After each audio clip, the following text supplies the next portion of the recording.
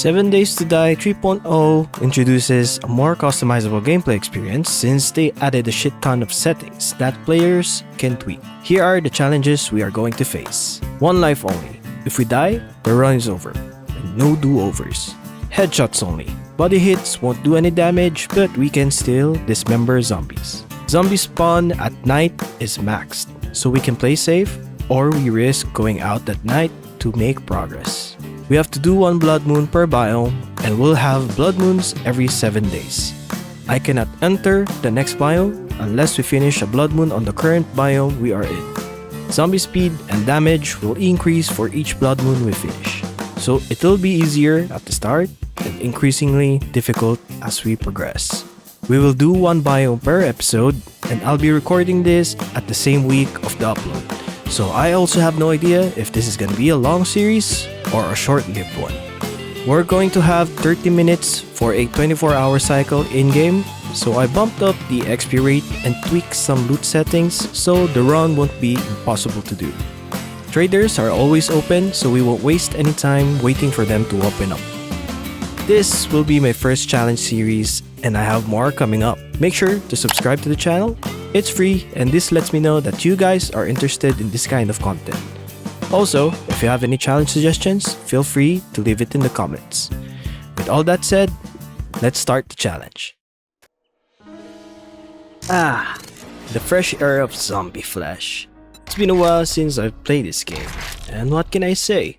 They have been putting out decent updates lately. Really hyped to punch some grass.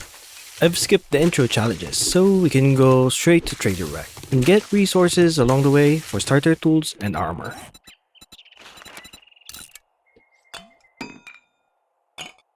So I'll be doing a strength build on this one since the sledgehammer is a really great melee in the early game.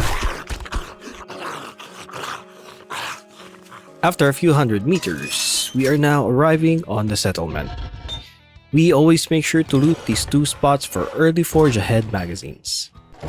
Then, let's go ahead and get our first quest from the lovely trader. What's up? I removed the bird supplies quest because I just hate doing them. Doing POIs are much more fun. Early POIs and quests are pretty easy since we're only dealing with regular zombies in small houses. But that won't last long. The only time-consuming part here is me trying to figure out what loot should I keep since we won't have a permanent base to store loot for future crafting. Shiny!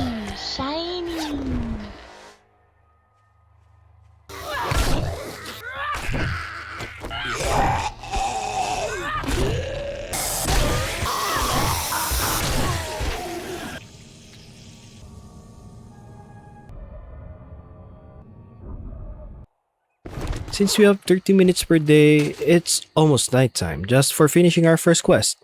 I don't want to stash my items on the roadside, so I gotta look for a temporary base which will serve as our first horde base. And it's finally nighttime. Zombie spawn is on very high. Even though that they are on jog mode, hordes of zombies are a pain to deal with in the early game, especially with ferals and spiders spawning.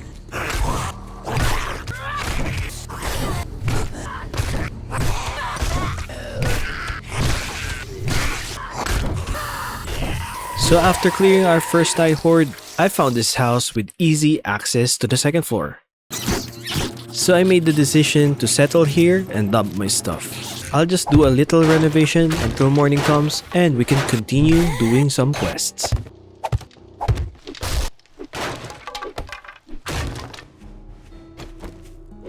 On day 2, we just need to focus on finishing tier 1 quests until we get the trading route and the bicycle reward.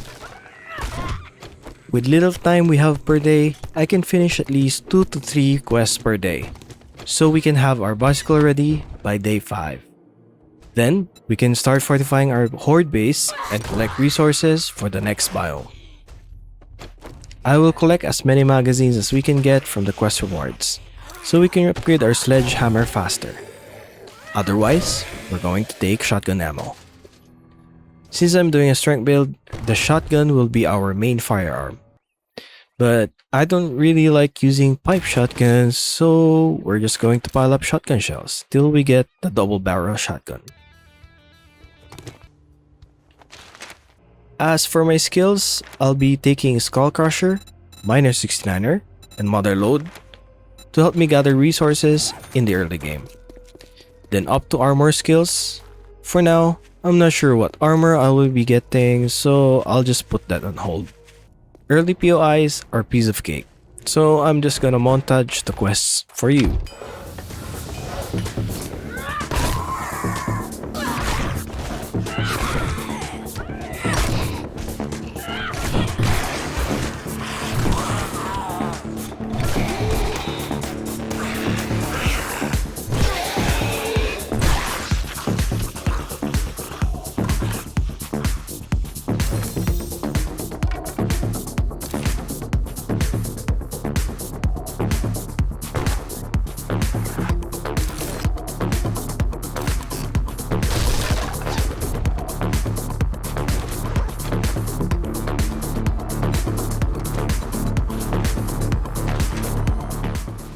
Stashing the loots and selling the other ammos and parts for dukes. We're gonna save up for the bellows to speed up iron smelting once I make the forge. I'm not gonna be making steel anytime soon, so I won't even bother looking for crucible on the traders. Each night, I'll be fortifying the base because I don't want to deal with hordes at the moment. Even just staying in the base attract this much zombies.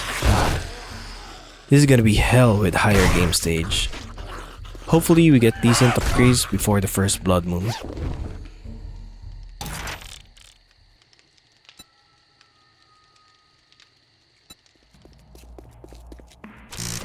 Day 3 comes and we continue with the quest grind, upgrading parts of our base as we stash loots and leveling up our character.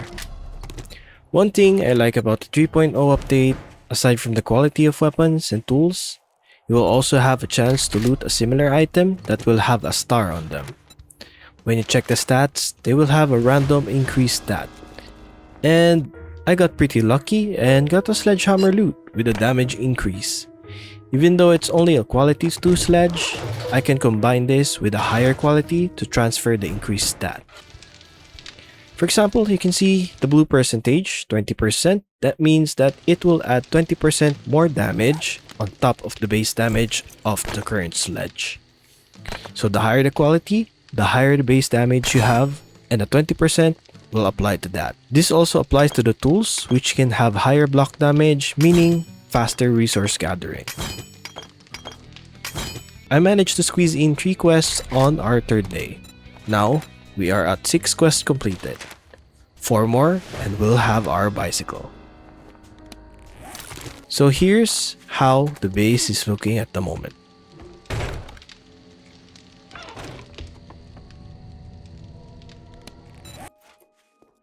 Day 4. Rinse and repeat. 2 quests, stash items, upgrade the base, and sell unnecessary loot. At this early stage in the game, I'm noticing that doubling the XP rate is kind of overpowered. So I might consider lowering it to 125% on the next biome, instead of 200%. I'll think of this as a startup bonus. I'm starting to collect more stones for cobblestones, and the best way to get them is from the stone bricks on POIs. Each block gives you around 100 stones, and almost every POI has them. Same goes for wood piles. They give decent wood without you having to cut trees. Very eco-friendly. I've chosen the closest POI and what I think is the fastest one to clear. So I managed to finish 3 quests today. Then I finally decided to make forge and start smelting iron. Then sealing up the stairs so no zombies can go up from here on Bloodmoon. Upgrading blocks to cobblestone when I can. Day 5. I'm really excited to finish the first quest of the day and get our bike. I even forgot that there's a screamer spawn in this POI.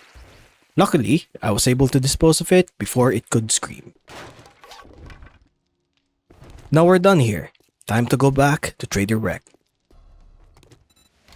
After claiming the bike, we don't need to do any quests, So I went and looked at my storage and challenge menu for the next biome to see what I needed to bring so I can plan ahead for the smoke mask. Then I went ahead and gathered as much as iron I can get, since we still have 2 more days to rack up some resources and get iron tools. Then I went ahead and looked for coal, nitrate powder, and mushrooms for the black lung serum. Once we step into the burnt biome, we cannot go back to the forest biome. So I will need at least 2 to 3 serums to give us time and do the challenges for the mask.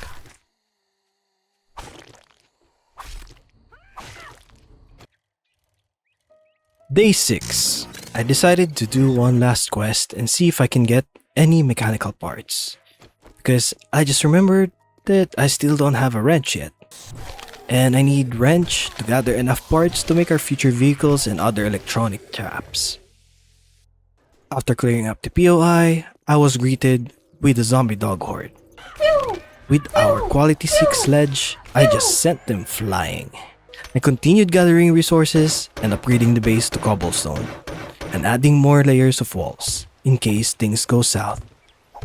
I have nothing to do but to wait for the Bloodmoon, so I just melted iron and crafted iron tools, then went AFK. Day 7. Bloodmoon Day is finally here. With all the upgrades we got for our base and weapon, I'm pretty confident that we will finish the Bloodmoon with no problems.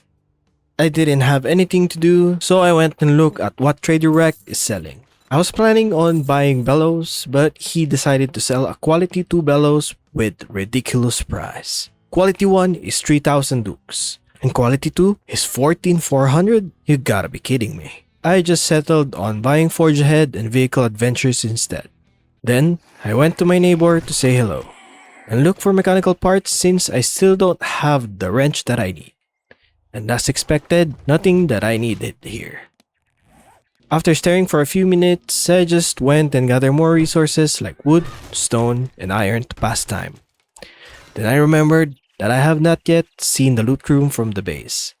So I went directly there, and damn, best decision I've made today. Decent loots with legendary parts and the mechanical parts that I need. Just in time. I've heard the thunder strike signaling that the Bloodmoon is near. I don't have the clock UI turned on, so I had to rely on audio cues all this time to know what time it is.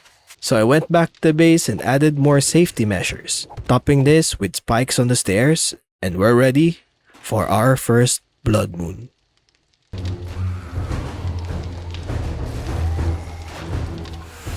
With our quality 6 sledgehammer, damage upgrade, with level 4 skull crusher, almost all the zombies are one shot.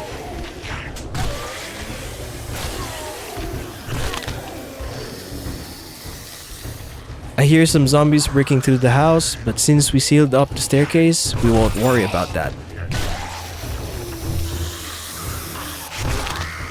Then, I noticed that there are zombies just outside the storage room. And there were 2 that slipped in. No idea how, but sure, okay. I think I overprepared, but since we only have 1 life, it's better to be safe than sorry. Nothing much happened after that, and the next thing I know, we finish our first Bloodmoon. Time to clean up some stragglers and collect our loot bag prizes.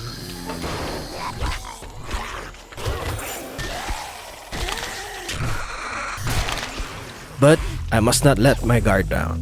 The first Bloodmoon might be easy, but things will be much more difficult on the burnt biome, since the zombies will be running there and their damage will be increased by 50%. With that, it's safe to say that we've conquered the forest biome. And I thank you for joining me in this journey. I hope that I'll be seeing you supporting me in the burnt biome. So let me just collect my stuff and take a long nap before we go. Till the next one. See ya!